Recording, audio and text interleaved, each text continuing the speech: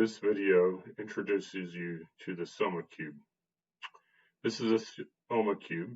It is 3 by 3 by 3. It's made up of 27 different blocks, but it's actually 7 different or what we call polycubes, or we could call them components.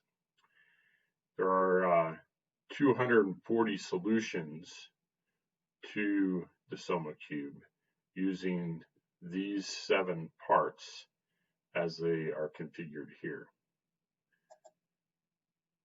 You will be modeling the Soma Cube parts on Fusion and then also assembling them into a Soma Cube and finding different solutions.